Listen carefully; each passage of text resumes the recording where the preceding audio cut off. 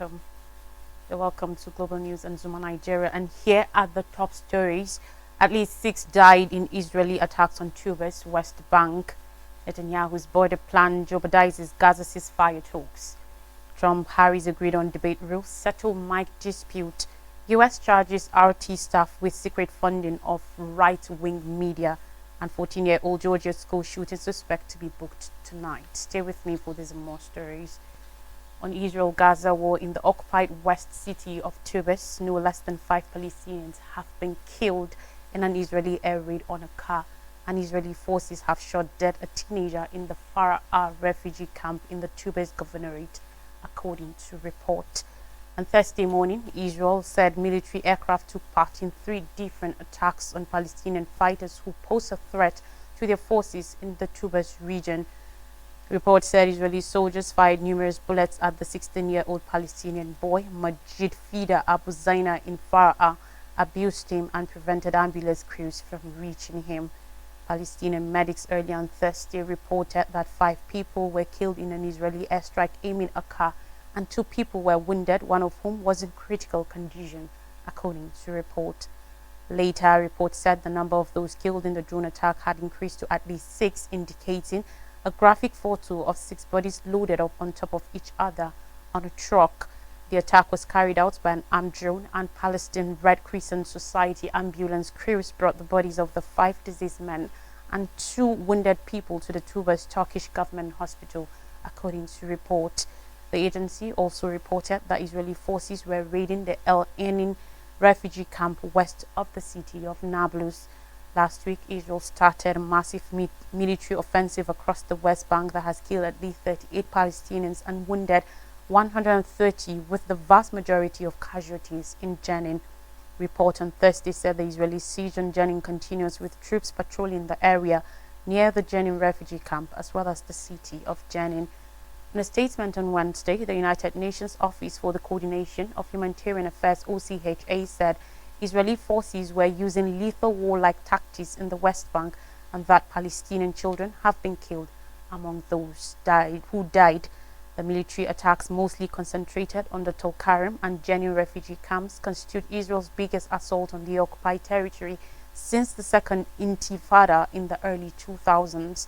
The raids have seen major violence and numerous arrests, while roads and other infrastructure have been damaged by Israeli military bulldozers, the OCHA also said, adding that it had mobilized organizations from the United Nations and beyond to assess the damage and humanitarian needs on the ground.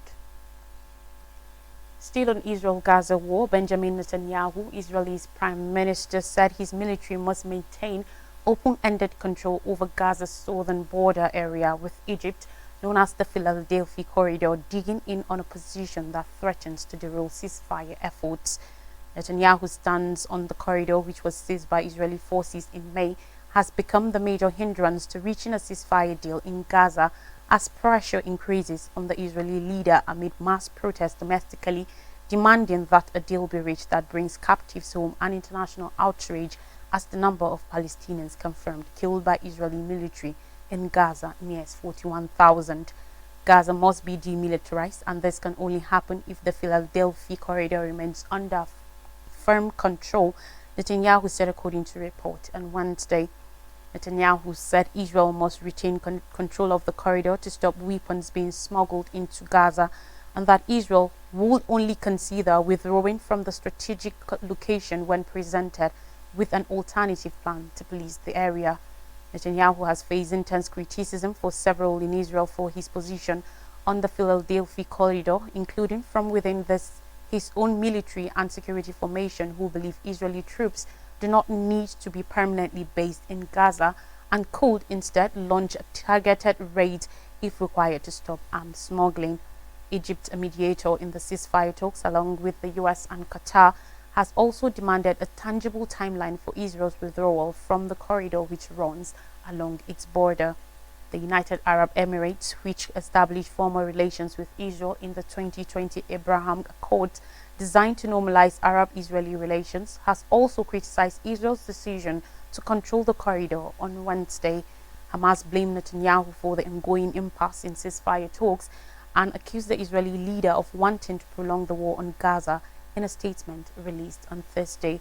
During his address on Wednesday, Netanyahu also incorrectly claimed that Israel's ground invasion of Rafah in southern Gaza in May forced the first release of Israeli captives held by Hamas in Gaza. The negotiated release, in fact, took place months earlier in November under a week-long ceasefire deal agreed between Israel and Hamas. The Israel-Hamas truce started on November 24th and was renewed twice. Under the agreement, fighting was halted and humanitarian aid was permitted to enter Gaza as Hamas released captives in exchange for Israel releasing Palestinian prisoners. By the end of the 6-day truce on November 30th, 105 captives had been released by Hamas and 240 Palestinian prisoners had been freed by Israel. Away from Israel-Gaza crisis now to the United States 2024 election, Kamala Harris, United States Vice President, and ex-US President Donald Trump have settled on the ground rules for their first debate following a clash over whether their microphones should be kept on throughout the event.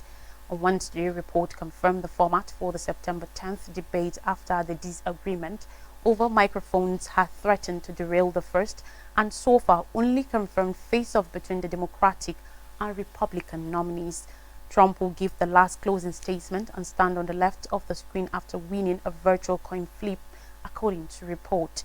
The 90-minute debate will be held at the National Constitution Center in Philadelphia and feature no audience. The announcement came after the Harris campaign agreed that the microphones will be muted when it is the other candidate's turn to speak. Her campaign had pushed to keep the microphones on at all times, arguing that she should have the opportunity to deal with Trump's constant lies and interruptions in real time. The Harris campaign, in a letter after agreeing to the rule, said it will be fundamentally disadvantaged by this format, but it did not wish to jeopardize the debate. Last week, Trump said he will probably keep the microphones on, but the agreement was that it will be the same as it was last time. Before dropping his bid for re-election, US President Joe Biden had insisted on muted microphones to stop Trump from interrupting him while speaking. Harris and Trump both agreed to debate on September 10th, but the event had been queried in recent weeks after the slides clashed over the microphone rules and the Republican candidate suggested that he might back out. Still dwelling in the United States has declared a range of engagements to fight Russian efforts to influence the 2024 presidential election, including the indictment of 2 state media employees accused of secretly funding a U.S. media company to sow political divisions. The U.S. Justice Department, in an indictment unsealed on Wednesday, alleged that 2 employees of Russia's RT used shell companies and fake identities to pay $10 million to a media outlet in Tennessee as part of a Moscow-directed influence operation. Konstantin Kolashnikov and Elena Afanasieva face charges of conspiracy to launder money and conspiracy to violate the Foreign Agents Registration Act. Merrick B. Garland, U.S. Attorney General, said the influence campaign has aimed U.S. audiences with hidden Russian government messaging. Garland said authorities will not tolerate efforts by an authoritarian regime to exploit our country's free exchange of ideas in order to covertly further its own propaganda efforts, and that probes were ongoing. While U.S. officials did not identify the Tennessee-based outlet by name, the indictment says the company describes itself as a network of heterodox commentators that focus on Western political and cultural issues. The description matches Tenet Media, a network of influencers known for the right-wing views that includes Dave Rubin, Tim Pool, Lawrence Southern, and Benny Johnson. U.S. officials separately said they had seized 32 internet domains used for Russian-led malign influence campaigns aimed at interfering in the U.S. election and reducing international support for Ukraine. U.S. officials have continually accused foreign governments, including Moscow, of looking to interfere in the country's elections, including the presidential votes in 2016 and 2020. Last month, U.S. intelligence agency accused Iran of conducting cyber attacks on the presidential campaigns of Democratic nominee Kamala Harris and Republican nominee Donald Trump. Director of National Intelligence Avril Haines named Russia, China, and Iran as the most prolific foreign actors seeking to meddle in the elections. In 2018, U.S. prosecutors charged 13 Russian citizens and entities with interfering in the 2016 election to benefit then candidate Donald Trump.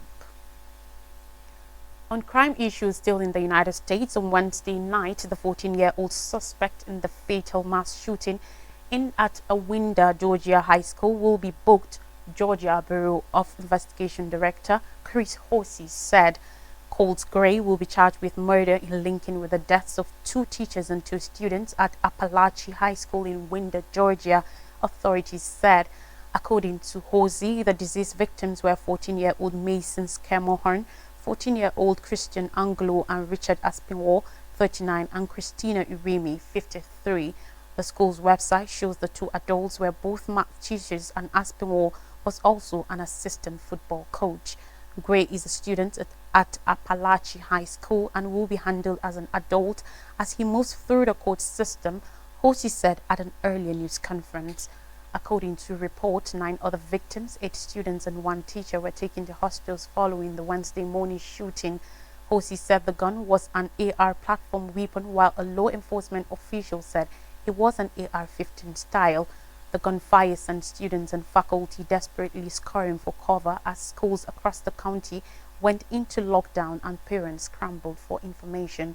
In May 2023, the suspect was interviewed by local law enforcement after the FBI received several anonymous tips about online threats to commit a school shooting at an unidentified location and time, according to a joint statement from the FBI's Atlanta office and the Jackson County Sheriff's Office. The online threats included photographs of guns, the statement said. According to an analysis, Wednesday's shooting is the deadliest of the 45 school shootings so far in this year's calendar.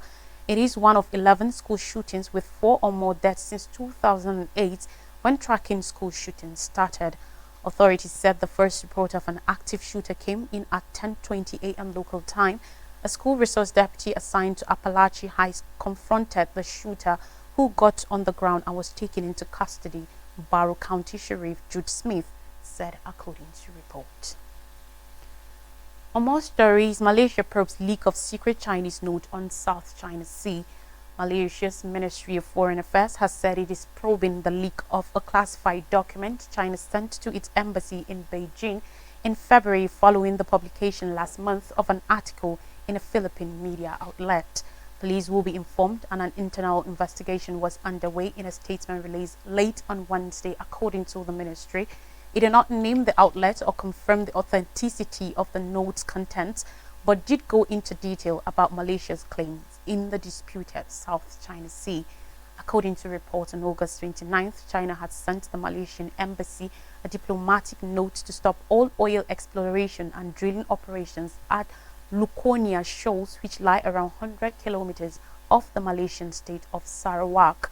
Quoting the note, report said China claiming Malaysia's activities infringe on its sovereignty. The shoals are some 1,300 kilometers from Hainan Island, China's closest major landmass.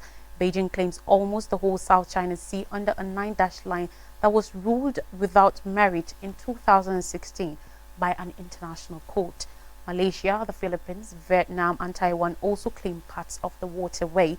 Tensions have grown in recent months with repeated confrontations between Chinese and Philippine Coast Guard vessels at Second Thomas Shoal and other disputed areas. Malaysia's foreign ministry noted that Beijing and Kuala Lumpur had committed to resolving the South China Sea dispute peacefully. Down to African scenes, DR Congo's first Mpox vaccine shipment arrives on Thursday. The first shipment of closely 100,000 doses of Mpox vaccines is anticipated to arrive in the Democratic Republic of Congo DRC on Thursday. The Central African country of closely 10 million people is at the epicenter of an Mpox outbreak that last month the World Health Organization WHO declared a global public health emergency. Tedros Adhanom Ghebreyesus, WHO chief, confirmed the doses manufactured by Bavarian Nordic and donated by the European Union were due to arrive on Thursday. Head of DRC's Mpox outbreak response chief Chris Casita earlier said about the planned shipments, report said. The African Centers for Disease Control and Prevention said over 99,000 doses were due to arrive on Thursday, with a flight from Denmark expected to land at Kinshasa's International Airport at 11 o'clock GMT. Another flight carrying a similar number is planned to arrive before the end of the week. According to the WHO, over 17,500 mpox cases and 629 deaths have been reported in the DRC since the start of the year. UNICEF says children in the DRC and neighboring countries were most vulnerable to the virus. Congolese Health Minister Samuel Roger Kamba said on Tuesday, "We are in a health war against mpox. To face the disease, we need you." Mpox has now been reported in at least 13 African countries, according to an August 27th update from Africa CDC. Guinea on Wednesday said it had recorded its first confirmed case of the disease. The virus has also been detected in Pakistan, the Philippines, Sweden, and Thailand. Other countries have also pledged to send vaccine doses to African nations. Chris Casita, head of the DRC's Mpox Outbreak Response Chief, said the country hoped to begin the first wave of vaccination on October 8th if the vaccines were delivered this week.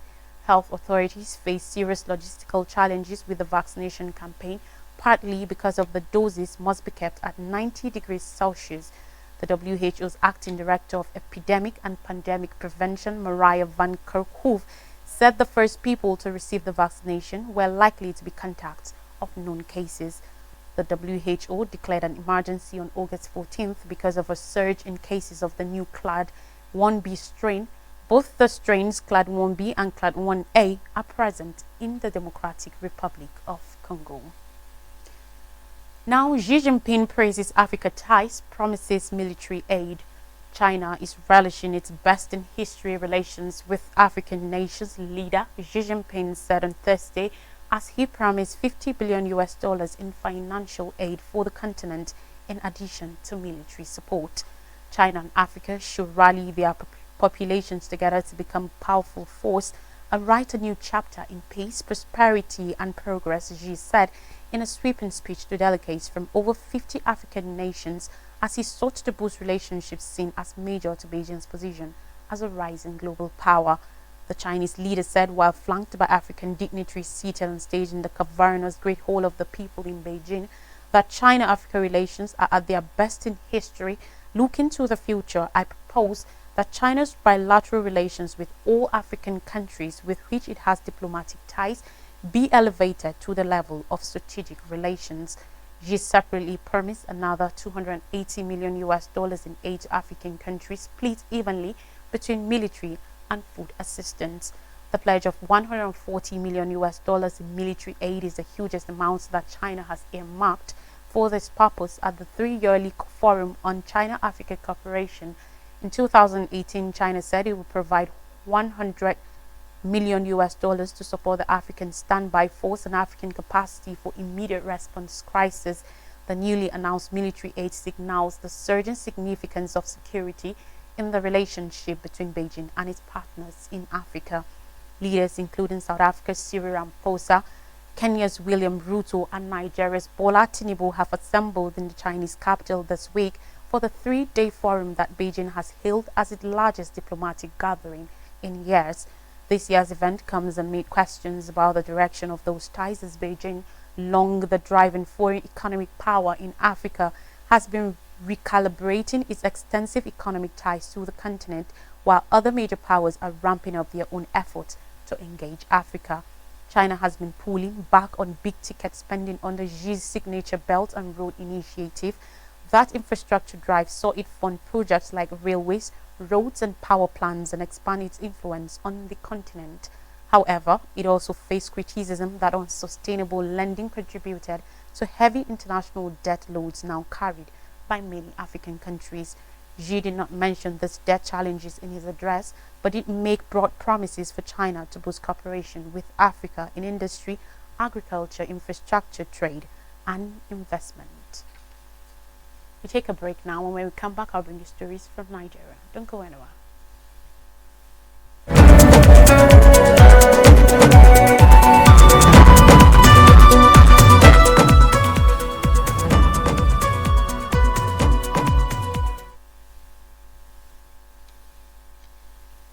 welcome back. Thanks for staying with us. Now, stories from Nigeria, and we begin with pressure rises for immediate fuel price reversal. More organizations and individuals have cautioned about the stark effect of the newest fuel price hike on businesses and households. The Nigeria Labour Congress (NLC) on Tuesday called for an outright reversal of the full price increase, blaming the president for defaulting on a deal agreed to between the government and Labour during the national minimum wage negotiation, during which Labour accepted a reduced minimum wage figure of 70,000 naira in return for retaining the price of fuel. The Trade Union Congress (TUC) and the Manufacturing Association of Nigeria (MAN) yesterday spoke in a similar vein, saying the increment will have a drastic effect on Nigerian workers and businesses. In voicing its opposition to the newest surge in the price of petrol, the TUC described the hike as a major burden that infuses every aspect of the nation's socio-economic life, mainly as it will affect the working class who are already facing their economic hardships. TUC President Comrade Festus Osifo, in a statement issued yesterday in Abuja, criticized the government's decision to implement the PMS price hike without consulting major stakeholders. He labeled the step as a blatant disregard for the welfare of the Nigerian people, while noting that it had triggered widespread apprehension and depression across the country. The TUC also raised concerns about 250% spike in electricity tariffs, which it described as another blow to the poorest Nigerians depending on this essential service. The union condemned the timing and magnitude of these surges, particularly in the absence of meaningful social security measures, which they argue showed a lack of empathy and understanding from those in power. Osifo questioned the government's failure to lessen the cost of governance or implement policies that will boost the naira and improve living standards. Part of the statement reads, the Trade Union Congress of Nigeria received the news of PMS price hike with great contestation and grave concern. And finally on the news, NEC sets deadline for state police submission. The National Economic Council (NEC) has given all states until September 9, 2024 to make their decision known on the creation of state police.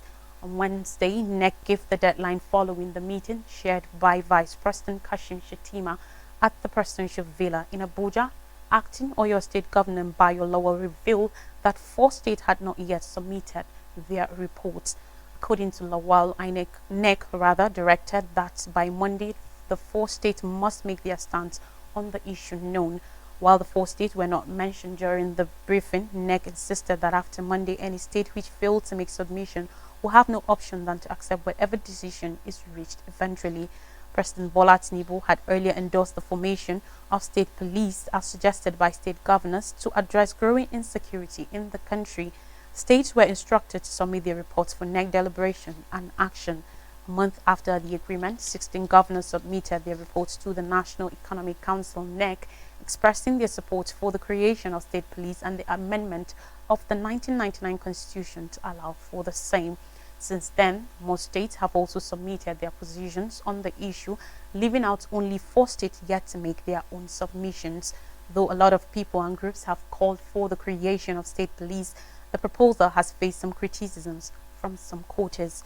Some persons believe that funding could be a challenge for state police, and some governors will demand an upward review of monthly allocations to their states. A recap of major stories says at least 6 died in Israeli attacks on Tuva's West Bank. Netanyahu's border plan jeopardizes Gaza ceasefire talks. Trump-Harris agreed on debate rail settlement dispute. U.S. charges RT staff with secret funding of right-wing media, and 14-year-old Georgia school shooting suspect to be booked tonight. And that's all on the news. Thanks for watching. Have a great day.